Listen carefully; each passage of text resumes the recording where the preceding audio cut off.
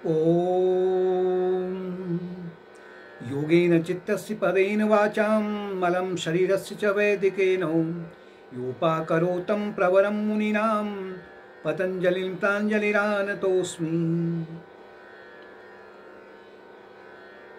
मुनियों में श्रेष्ठ सर्वश्रेष्ठ पतंजलि महाराज को प्रणाम करते हैं, जिन्होंने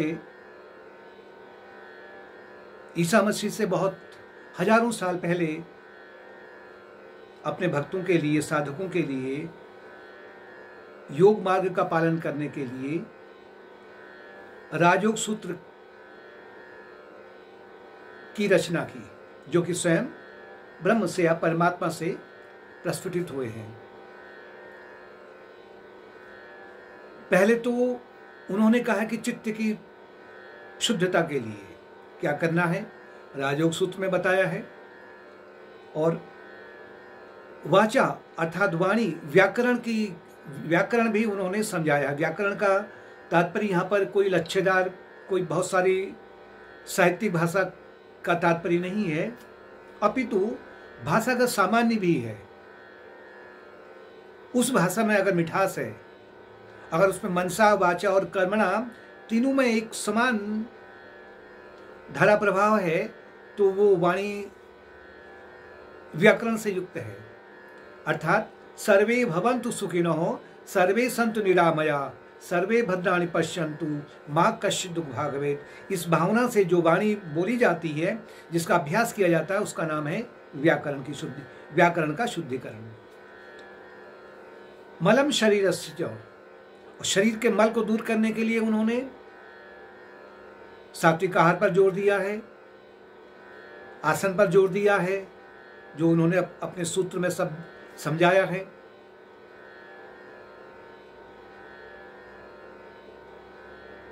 वैद्यकेन, साथ में अगर शरीर में अगर कोई रोग है, उनको दूर करने के लिए उन्होंने आयुर्वेद का जो दवाइयां हैं उनको भी हमारे सामने दिया है। तो उसी क्रम में आगे वाला जो सूत्र है, तीसरे सत्र में हमारे सूत्र नंबर 13वां है, तत्र स्थितौ यत्नो अभ्यासः। अर्थात मन की शुद्धता के लिए हमें अभ्यास की आवश्यकता होती है। और वो अभ्यास यानी कि अगर चित्त की शुद्धि करनी है तो उसके लिए निरंतर स्थिर अभ्यास की आवश्यकता होती है।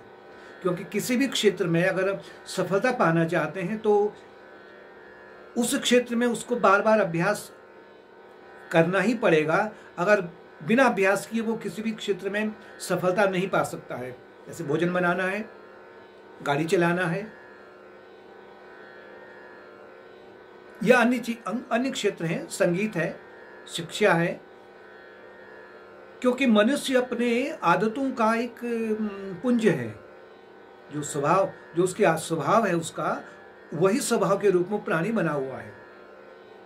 और वो जो स्वभाव है उसने अपने पिछले जन्मों से अनुचित दिशा में अगर डाला हुआ है, तो उसके बाद में अगर वो ये कह रहा है कि मन को एकत्र करना बड़ा कठिन है, तो यही राजयोग सूत्र में पतंजलि महाराज कहते हैं कि धैर्य नहीं खोना है आपको। क्योंकि जिस मन में अनेक जन्मों से अशुभ संस्कार है, पंचक्लेश के माध्यम से उनको शुद्ध करने के लिए उसमें रूपांतरण करना है।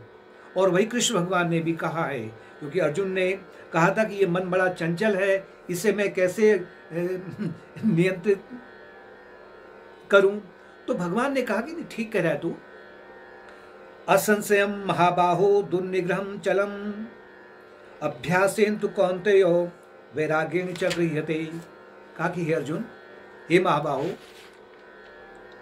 मन बड़ा चंचल है और ये अनेक प्रकार के जो इंद्रिय भोग हैं, इंद्रिय भोगों की ओर ये जबरदस्ती भग जाता है।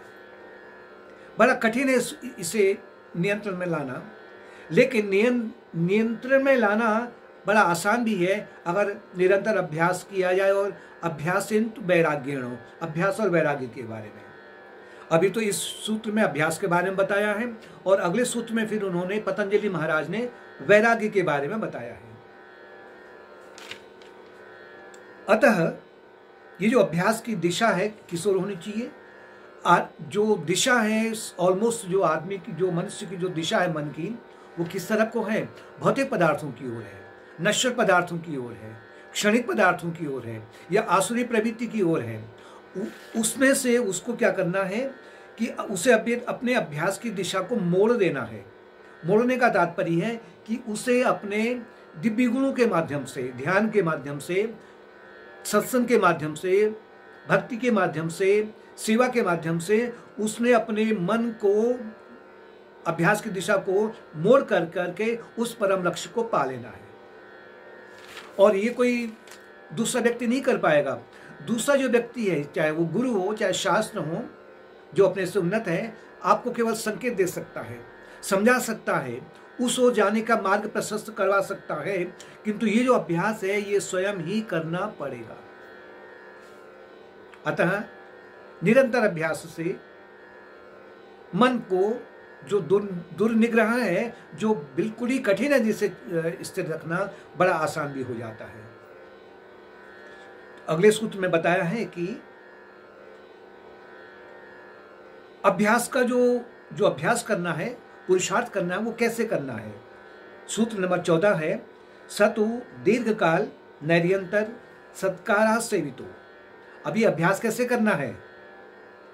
दीर्घकाल।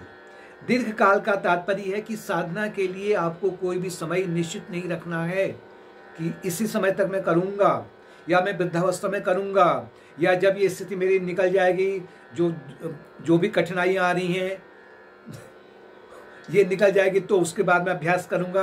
ये नहीं करना है। जो बाहरी रूप से कोई भी परिस्थिति हो, आपको उस मन को उचित दिशा में ले जाने के लिए आपको अभ्यास करने की आवश्यकता है, वो भी दीर्घ काल तक।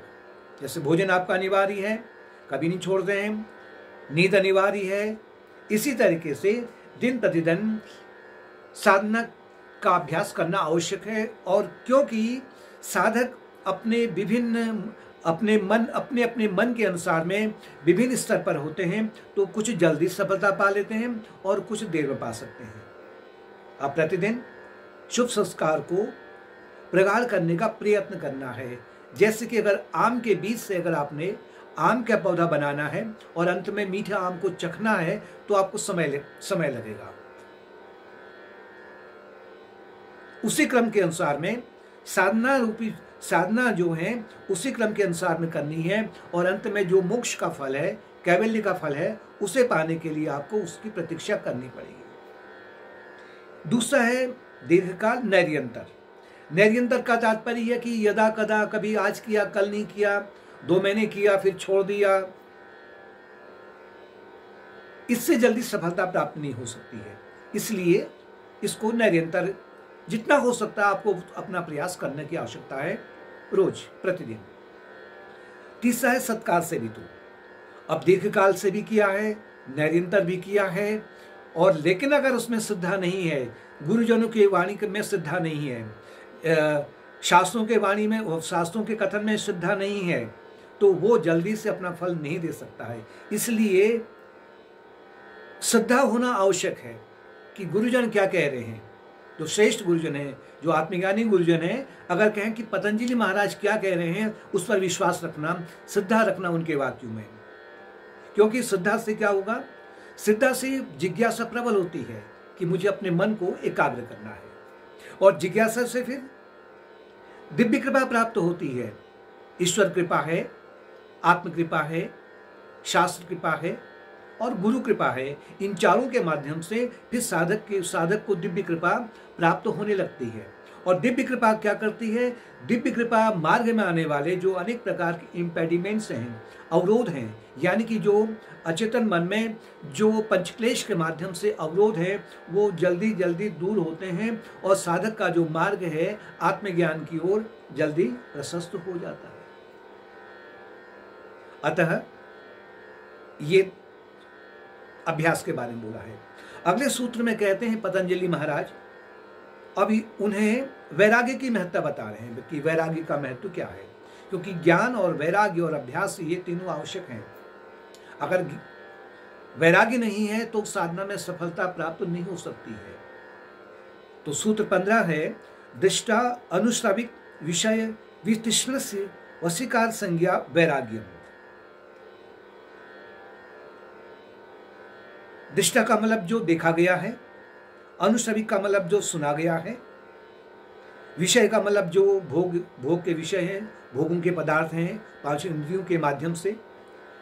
वितृष्ण, इनसे अभ्यास के माध्यम से और वैराग्य के माध्यम से साधक इनसे मुक्त होने लग जाता है। वितृष्ण, इनके प्रति तृष्णा दूर होने लग जाती है।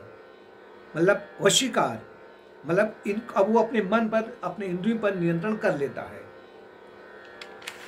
कैसे? वो वैराग्य के माध्यम से। विषय दो प्रकार के हैं। एक तो विषय है दृष्टा, अर्थात जो देखे गए हैं, सुने गए हैं, जो देखे गए हैं, जो इस जगत में इंद्रियों की सीमा में आते हैं, जो पांच इंद्रियों की सीमा में आते हैं, उसे कहते हैं दृष्टा।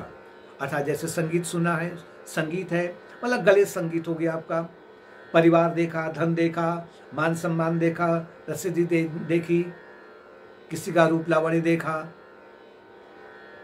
दूसरा है अनुश्रविक विषय।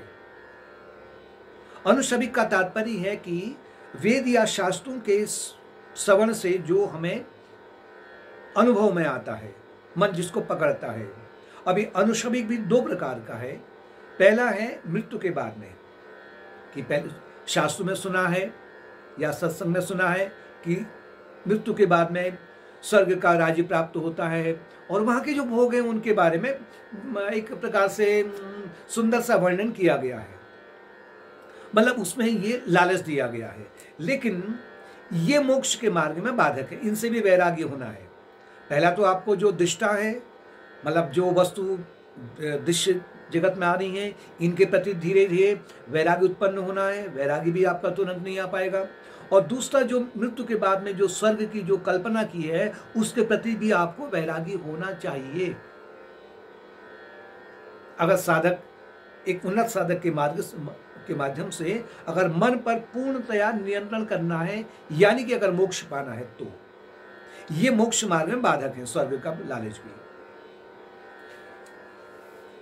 दूसरा है अपनी साधना से योगी क्या करता है, जब उसका मन एकाग्र होने लग जाता है, ऊंचा हो गया है, वो अच्छी बात है, तो वहां पर उससे दिव्य सुगंध के बारे में, दिव्य स्वाद है या दिव्य संगीत है इत्यादि के लिए वो लालच हो जाता है। उसको अनुभव होता है, वो लालच हो जाता है।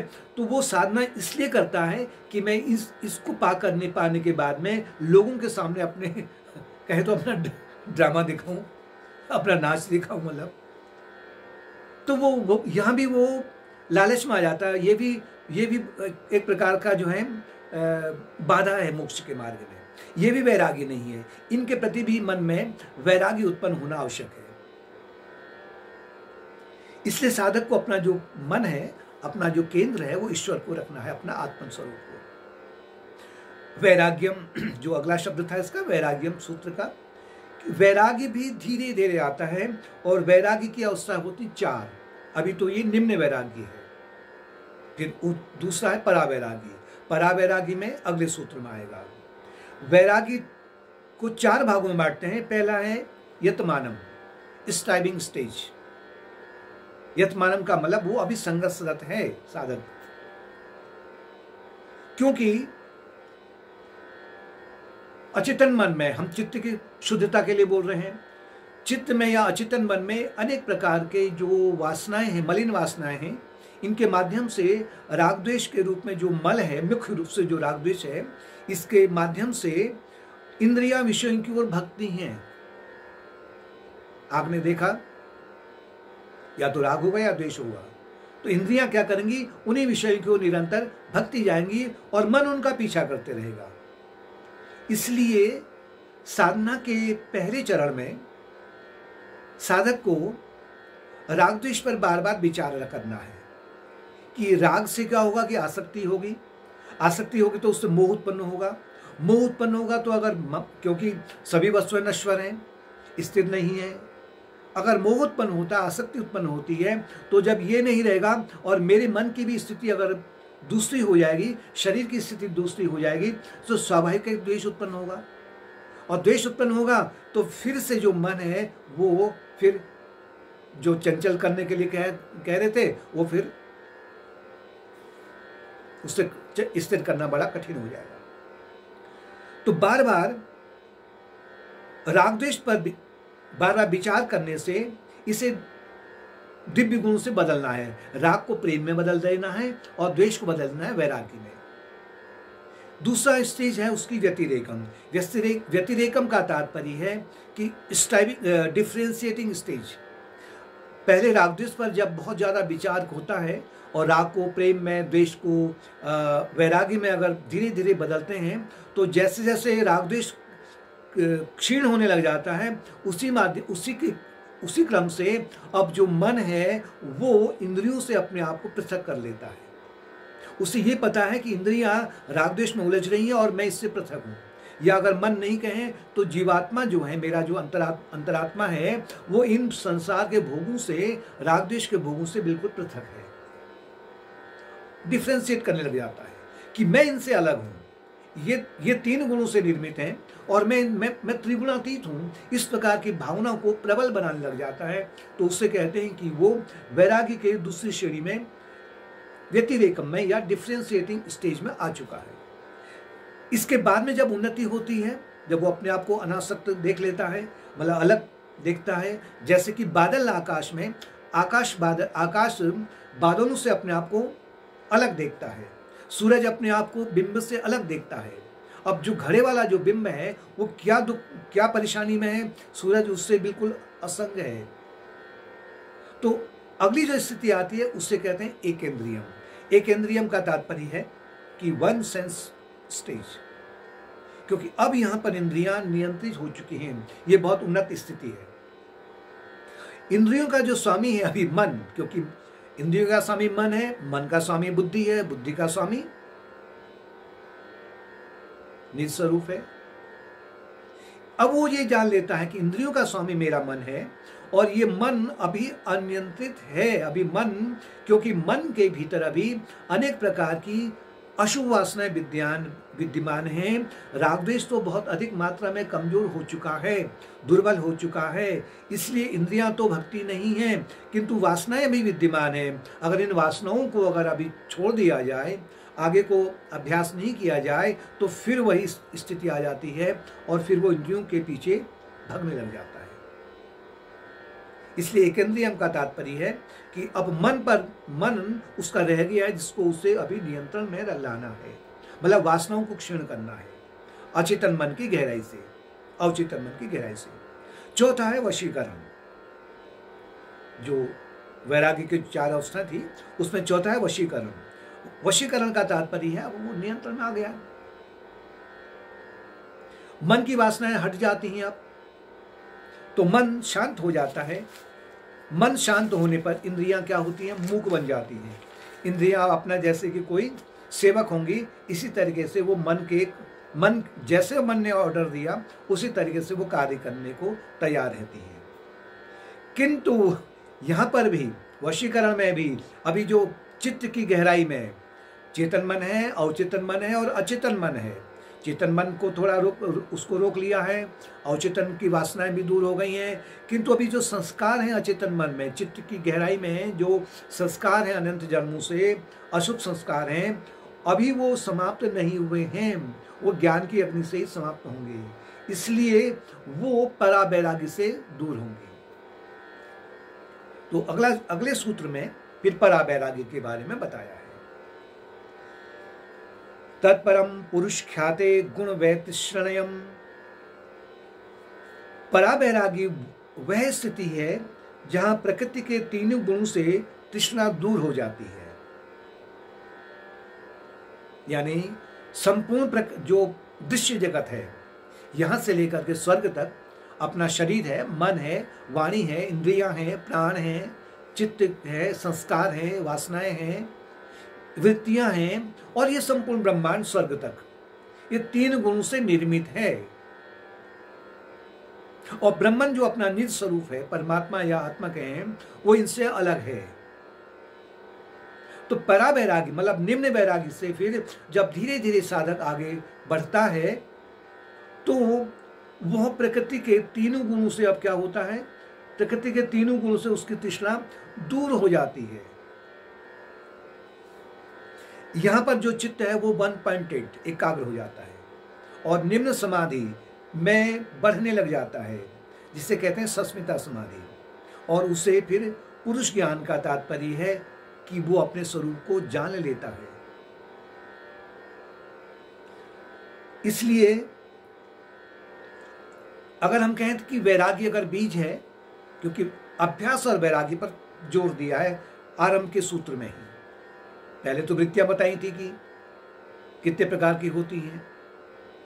तो वैराग्य अगर बीज है तो संप्रज्ञात समाधि जो निम्न समाधि है, अर्थात वैराग्य उत्पन्न होने पर वो एक कली के रूप में है। अगर वैराग्य आम का बीज है तो उसकी कली है संप्रज्ञात समाधि। विवेक ख्याति है वृक्ष। विवेक ख्याति का तात्पर्य है कि जो बुद्धि अब निर्मल हो गई है वो प्रज्ञा में परिवर्तित हो गई है।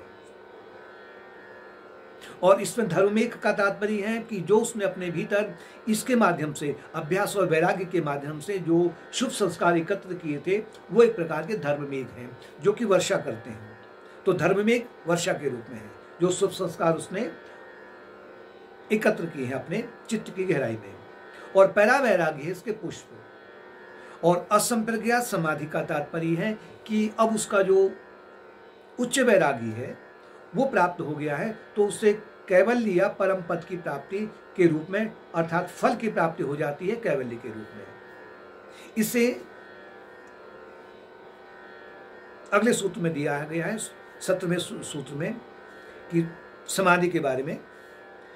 वितर्क विचारानंदिता स्मिता अनुगमात संप्रज्ञात हो निम्न समाधि, मतलब चेतना। ये चेतना के अलग अलग स्तर है। समाधि का तात्पर्य है कि आप चेतना की गहराई में उतर रहे हैं। सामान्य व्यक्ति तो जो है भौतिक चेतना में रहता है, इंद्रियों की चेतना में रहता है, और धीरे धीरे साधक फिर अपनी चेतना की गहराई में उतरने लग जाता है। मतलब इंद्रियों से मन पर आया, मन से बुद्धि पर आया, और बुद्धि से फिर वो अपने और अंदर प्रवेश हुआ। इसे कहते हैं चेतना का विस्तार होना या चेतना के विभिन्न स्तर या समाधि। निम्न समाधि में बुद्धि अब पारदर्शी हो जाती है। पारदर्शी का तात्पर्य है कि वो अब वासनाओं से मुक्त हो गई होती है और वो ध्यान की वस्तुओं की सत्यता को प्रकट कर लेती है। अर्थात जो इसका अर्थ है वितर्क विचारानंदिता अस्मिता अनुगमात संप्रज्ञातः। संप्रज्ञात समाधि या निम्न समाधि या लोअर फॉर्म ऑफ कॉन्शियसनेस में चार, इसमें वितर्क समाधि, वितर्क विचार आनंद और अस्मिता का भाव रहता है, क्योंकि योग की अनेक सीढ़ियां हैं और समाधि सबसे ऊंची सीढ़ी है। तो समाधि में चित्त का जो मैल है पूर्ण रूप से दूर हो जाता है। तो चित्त एक प्रकार का दर्पण है, जो दर्पण से जब मैल दूर हो जाता है तो चित्त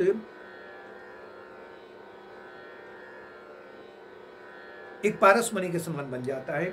अलग समाधि जो है एक पारसमणि के समान है, जो बुद्धि को प्रज्ञा में बदल देती है और उसे अमरत्व प्रदान कर देती है। क्योंकि समाधि में जाने से पहले धारणा और ध्यान का अभ्यास करना है। तो निम्न समाधि 4 प्रकार की है। वितर्क विचार आनंदा अस्मिता, ये समाधि के रूप है। पहला है वितर्क। इसमें ध्यान की वस्तु, अर्थात जो भी ध्यान किया जाता है उसको इंद्रियों से जो पकड़ा है, 5 इंद्रियों ने स्थूल रूप में, उसका अनुभव होता है। वितर्क के भी अब 2 भाग हैं, सवितर्क और निर्वितर्क। सवितर्क का तात्पर्य यहाँ शब्द अर्थ अर्थात रूप और ज्ञान पर एक संशय रहता है। शब्द पर, जैसे आम शब्द है, रूप आम का रूप हो गया, और ज्ञान आम का स्वरूप क्या है, उसका मीठा है इत्यादि है। इसमें वो ज़्यादा इसमें क्लैरिफिकेशन जिसे कहते हैं, उसमें एक संशय उसको विद्यमान रहता है सवितर्क में। निर्वितर्क में अब वो शब्द का, रूप का, विचार का उसमें एक मिश्रण रहता है। अब उसका जो बुद्धि है वो इसका एनालिसिस करने लग जाता है। निर्वितर्क समाधि में मन पूर्ण रूप से स्थूल वस्तु पर केंद्रित हो जाता है। दूसरा है विचार समाधि। विचार समाधि में अब वो रूप से हट कर करके केवल उसके गुण को देखता है अपनी बुद्धि की प्रखरता के अनुसार में।